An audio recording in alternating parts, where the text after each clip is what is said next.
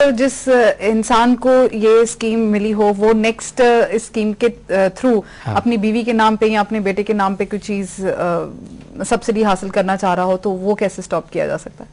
ये पॉसिबल नहीं है ना, because this is unique number, इसमें डुप्लीकेट नहीं हो सकता है। नहीं हो सकता, बिल्कुल नहीं हो सकता, एज अ फुल प्रूफ है। ओके चलिए यहाँ पर हम लेंगे एक छोटा सा ब्रेक। ब्रेक के बाद यूआईडी प्रोजेक्ट पर हमारी ये चर्चा जारी रहेगी।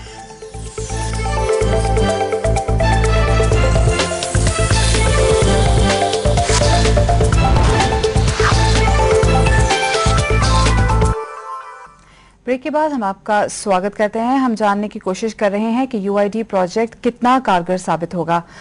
मिस्टर अली, ब्रेक में जाने से पहले आप हमें ये इन्फॉर्मेशन दे रहे थे कि ये जो यूनिक आइडेंटिटी जो नंबर होगा इसके लिए भी आप जो वेरियस चीज़ें आप इसमें ऐड करेंगे, जैसे आपने कहा था कि उनका भी रेजिडेंस प्रूफ और ये चीज़ें बीच में ऐड होगी, मगर अगर लोगों के पास वो रेजिडेंस प्रूफ जिनके पास नहीं है तो वो कैसे मैनेज करेंगे? ना, मैं ये पहले क्लैरिफाई करना चाहूँगा, रेसिडेंस प्रूफ और एड्रेस प्रूफ है, हम डॉक्यूमेंट ले रहे हैं जी। ये डॉक्यूमेंट यूआईडी का ऑफिस में नहीं जा रहे, ये तो सिर्फ रजिस्ट्रार के पास रहेगा, ओके, जस्ट रेफरेंस के लिए। बट जिनके पास नहीं है, जिनके पास ये प्रूफ नहीं है जी, इसके लिए हमने दूसरा सुविधा किया हुआ है कि एक there is a system of introduction. उनका कोई लोकल पर्सन है, जैसा लोकल एमएलए होते हैं, एमपी होते हैं, एमएलसी होते हैं, even well known person in the locality, जैसे कोई गारंटी किसी like headmaster of a school हैं, like a renowned person in the particular locality, employer also. हाँ जी, हाँ जी। तो they are identified as a introducer, they will introduce, they will sign on the form, जिसके basis में फिर हम कार्ड बनाएंगे। ओके एक और बात मैं यहाँ पे जानना चाहूंगी, गवर्नमेंट स्कीम्स, ये सुनने में आया है कि ये जो नंबर है, जैसे कि गवर्नमेंट स्कीम्स सही वक्त पर और सही इंसान तक पहुंचे, और करप्शन पर कह रहे हैं कि ये कार्ड जो है वो लगाम लगा पाएगा, वो कैसे? ये ऐसा है मैडम कि for example, if I take an example, एक सोशल सिक्योरिटी के माध्यम से ओल्ड एज पेंशन दिया जा रहे हैं जी। इसमें ओल्ड एज पेंशन में कई स्टेट गवर्नमेंट ने खुद एडमिट किए हैं 10 से 15% इसमें डुप्लीकेट्स हैं। Okay, these people are not physically present, और दूसरे के नाम में दूसरा कोई बंदा सोशल सिक्योरिटी बेनिफिट ले रहे हैं, ओल्ड एज पेंशन वगैरह ले रहे हैं जी। This kind of leakages can be eliminated. I mean अगर किसी की ऑलरेडी डेथ हो चुकी है, हाँ, ओके, तो उनकी पेंशन नहीं, फॉर एग्जांपल अगर मुझे ओल्ड एज बेनिफिट पेंशन मिलना है जी, मैं कंडोलेंसेस के नाम पे ले नहीं सकता, ओके, क्योंकि उनका डेटाबेस में उनका भी डेटा है, मेरा भी डेटा है। So the moment we put something into it, the computer will compare and will say no this is not the same person. Okay, mister Verma, आपसे पूछना चाहूंगी, आपको क्या लगता है कि ये कार्ड वाकई में जो ऐसे बेसिक लेवल पे जो करप्शन हो रही है आज हमारे देश में, उसको कंट्रोल कर पाएगा? ये उनका दावा है। हिंदुस्तान में पहले we are a social country, मेरे को सबसे ज्यादा डाउट हो रहा है क्योंकि ये काम, एक आइडिया बहुत अच्छा है लेकिन इसमें कोई कंसल्टेशन नहीं हुई। आम सिटीजन जो हैं, सिटीजन इतने बुरे नहीं है, सिटीजन एमपी बना के भेजते हैं पार्लियामेंट में। ये जरूरी नहीं है भी जो एमपी गया है वो आइडिया जो सिटीजन से अगर पूछेंगे आप डायरेक्टली, अगर आप गवर्नमेंट अगर सीधे डायरेक्टली कंसल्टेशन में किसी शहर में जाके, जैसे मीडिया जाता है कई बार, अगर आप कई नई चीजें निकल के आती हैं, अगर आप ओपन हाउस सेशन एक करते हो तो इसमें planning, consultation, education, these are very important things.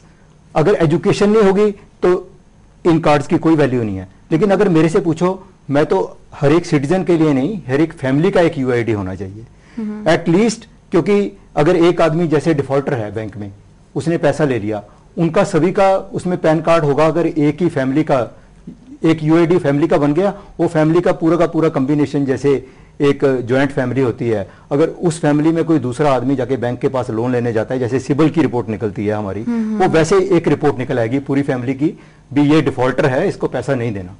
तो ये चीजें बहुत इंपॉर्टेंट हैं कि हमने ये, बट आप ये सोचिए, दो भाई हैं और अगर एक की ऐसी नेगेटिव सोच है तो दूसरे की पॉजिटिव सोच है, तो आप उससे तो उसका हक छीन रहे हैं। वो चेक्स एंड बैलेंसेस हमेशा होते हैं। जो आदमी दे रहा है लोन, वो देखेगा ये इसकी अलग एक आइडेंटिटी है उसी फैमिली में, लेकिन अगर मैरिज हो गया, मैरिज के बाद तो वो अलग बन जाएगा उसका यूआईडी ना जी, वो उस ज्वाइंट फैमिली के स्ट्रक्चर से बाहर आ जाएगा, उसका यूआईडी अलग बनेगा। लेकिन यूआईडी कितने लोगों के बनेंगे अभी, ये सबसे पहले तो जैसे हम लोग सरकार बना के भेजते हैं, अगर 100 में से 20 लोग वोट करेंगे, 80 लोग वोट नहीं करेंगे, मेरे हिसाब से वो हम प्रॉपर सरकार नहीं बना रहे।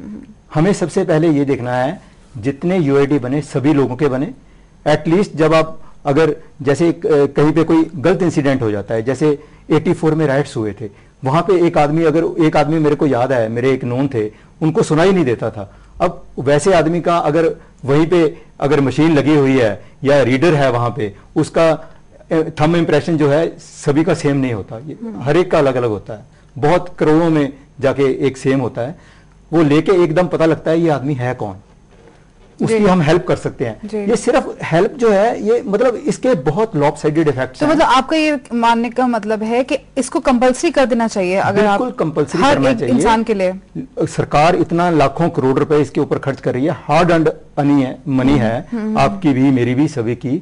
उसको बार बार एक चीज को अगर बार बार आप हर साल या हर 2 साल या 3 साल के बाद, एटलीस्ट हमें प्रोजेक्ट ऐसा बनाना चाहिए जो हमें अगले 50 साल तक उसकी जरूरत ना पड़े। खनीलिया जी, जैसे उन्होंने कहा, वो तो मैं भी मानती हूँ कि बुरा वक्त तो कभी भी किसी भी इंसान पर आ सकता है, तो अगर ये कंपलसरी बना दिया जाए, जैसे कि अगर ये एक नंबर हमारे देश में काफी साल पहले होता तो शायद जो 1984 राइट्स के विक्टिम्स हैं या ऐसे ही राइट्स के दौरान जो विक्टिम्स होते हैं, उनको शायद जो सरकार की तरफ से सुविधाएं मिलती हैं या जो भी कॉम्पनसेशन मिलती है वो उनको वक्त पर मिल गई होती अगर ऐसा नंबर। देखिए, ये कार्ड अपने आप कंपलसरी हो जाएगा, लोग इसके पीछे खुद भागेंगे, क्योंकि इसके जो बेनिफिट हैं वो आपको लॉन्ग टर्म में मिलेंगे। लॉन्ग टर्म में ये कार्ड बहुत अपग्रेड होगा, आपका मेडिकल हिस्ट्री भी इसके अंदर आएगी, आपका जो आगे मेडिकल कोई ब्लड प्रेशर है, कोई शुगर है, आप जैसे फॉरेन के अंदर जो नंबर होता है उसको देखकर हॉस्पिटल वाले भी डायग्नोज कर सकते हैं कि इसको क्या बीमारी है, क्या दवाई देनी है। तो ये कार्ड ये इंसान के इस मेडिसिन से एलर्जिक है या इस फूड से आज आप देखिए चंडीगढ़ के अंदर कोई किसी को कंपेल तो नहीं कर रहा कार्ड बनवाने के लिए, लेकिन उसके बावजूद भी लाइनें जो है इतनी लंबी लग रही हैं। तो लोगों का अपना इंटरेस्ट है कि मेरे पास ये कार्ड हो। तो ये आगे आने वाले समय में, जैसे मिस्टर नंदन नीलकंवानी ने कल कहा कि फर्टिलाइजर सब्सिडी है, उसके लिए पहले हम पूरा का पूरा एक सर्कल बनाएंगे कि कौन डिस्ट्रीब्यूटर है, कौन उसका जो है होलसेलर है, कौन रिटेलर है। उसके बाद सेकंड फेज में हम रिटेलर को सब्सिडी देंगे, थर्ड फेज में फार्मर के अकाउंट में सीधी आ जाएगी, फिर उसमें चोरी नहीं होगी। आज क्या है कि सब्सिडी जो है, बड़े किसान तो सस्ता फर्टिलाइजर मिल रहा है ले जाते हैं, छोटे किसान को मिलता नहीं क्योंकि उस पे पैसा नहीं है। आज जब उसके अकाउंट में सीधा पैसा आ जाएगा तो उसे किसी की तरफ देखना नहीं पड़ेगा। आज आप देखिए प्रोविडेंट फंड का जो पैसा है वो पूरा जमा होता है, पूरा मिलता है रिटायरमेंट के टाइम पे। इसी तरह से जो ये सब्सिडी का पैसा है डायरेक्ट जाएगा, 80,000 जो बीच की जो कड़ियां होगी वो निकल जाएगी। अब ये 80,000 करोड़ की जो सब्सिडी है डायरेक्ट बेनिफिशियरी के बैंक अकाउंट में क्रेडिट होगी। तो कोई आदमी क्यों नहीं अपना अकाउंट खोलेगा। बिल्कुल। आज नरेगा जो चल रहा है उसमें कई जगह सुनने को मिलता है कि 100 रुपए की बजाय उसे 80 रुपए मिलते हैं, क्योंकि वो कैश मिलता है। अगर वो बैंक अकाउंट में जाएगा तो पूरा पैसा मिलेगा, तो उसकी डेटा का पूरा रिकॉर्ड रहेगा, रिकॉर्ड पूरा रहेगा। बिल्कुल। मिस्टर अली, आपसे जानना चाहूंगी कि सरकार ये दावा कर रही है कि 5 साल के अंदर अंदर वो 50% ऑफ द जो पॉपुलेशन है उसको यूआईडी नंबर्स दे देंगे, मगर अभी तक जैसे कि आपने हमें शो शुरू होने से पहले बताया कि अभी तक ये सिर्फ 1 करोड़ का टारगेट कंप्लीट कर पाए हैं। तो आपको नहीं लगता ये जो प्रोसीजर है इट्स नॉट दैट स्पीडी जैसे होना चाहिए? मैं आपसे सहमत हूँ, it's not that speedy, but there are valid reasons for that.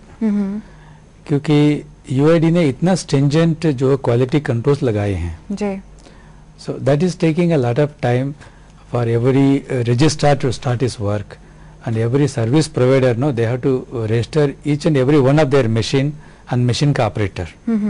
Lot of security checks are there. Because of which it is taking that time. Okay. And you must appreciate that project was rolled out though officially in September 2010. Right. Actual enrollment started only recently, only that's May में. एक और बात कही जा रही है कि it's a huge expenditure है, काफी हैवी बजट वाला ये प्रोजेक्ट है, और जो बिगनिंग में इंफॉर्मेशन कलेक्ट की जा रही है it's very simple and basic information. अगर हमें आगे जाके उस इंफॉर्मेशन को अपग्रेड करना है तब भी क्या इतना ही एक्सपेंडिचर होगा, या सरकार की जो खजाना है उसके ऊपर इसका बोझ पड़ेगा आगे जाके, अगर 2-3 साल या 4 साल या 5 साल बाद आप इसको अपग्रेड करते हैं?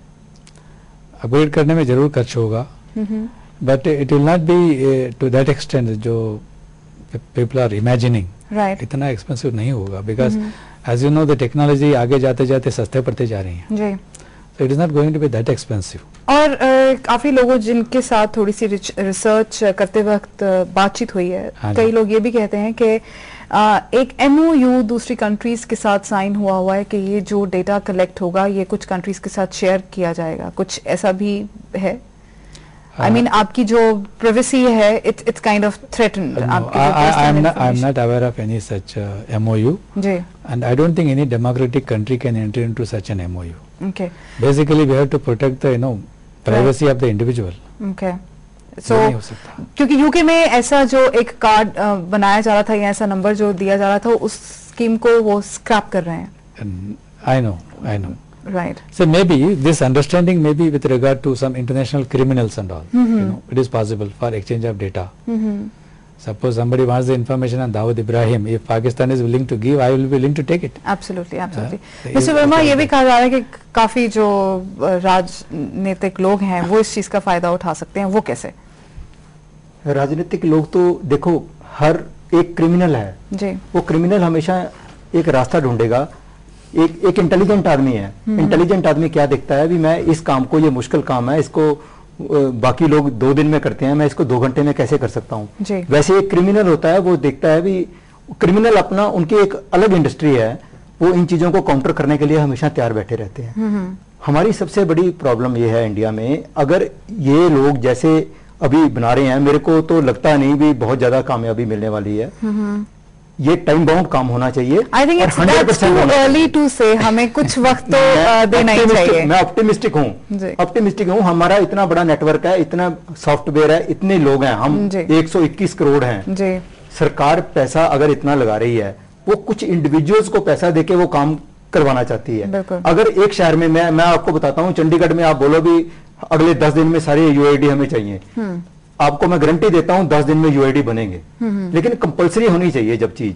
अगर ये आज अभी ये बन जाएंगे, जो आज बच्चा पैदा हुआ वो अब उसका कब बनेगा, उसके बारे में इनकी क्या प्लानिंग है? हमारे बारे में जो 20 साल के हैं या 50, हाँ ऐसे करें जैसे जो अभी 50 साल से. मुझे लगता है कि अभी अब कार्ड बनना शुरू हुआ है तो इसकी जो थोड़ी बहुत कहीं खामियां हैं वो दिखनी शुरू होंगी, तो वो मुझे आशा है कि वो उनके ऊपर भी काम किया जाएगा और उनको ध्यान में रख के कुछ चेंजेस लाई जाएंगी. उसी के लिए मैंने बोला कंसल्टेशन अगर होती तो बहुत अच्छा होता. कंसल्टेशन में बहुत अच्छी चीजें निकलती हैं. मैं टेलीकॉम इंडस्ट्री में कंज्यूमर एक्टिविस्ट हूँ. हमने देखा है लैक ऑफ एजुकेशन के कारण आज इंडस्ट्री में इतना, जैसे अच्छे पढ़े लिखे लोग, मेरे पास तो मेल्स आती हैं डेली की 15-20 मेल्स आती हैं. मेरे पास वक्त की कमी है. मैं एक जाते जाते मिस्टर खंडेरिया से सवाल पूछना चाहूंगी. सर, जवाब अपना छोटा सा रखिएगा कि सेंटर में जो ऑपोजिशन है वो ये दावा कर रही है कि ये प्रोजेक्ट पैसे और वक्त की बर्बादी है. क्या आप इससे सहमत हैं? नहीं, मैं बिल्कुल सहमत नहीं हूँ.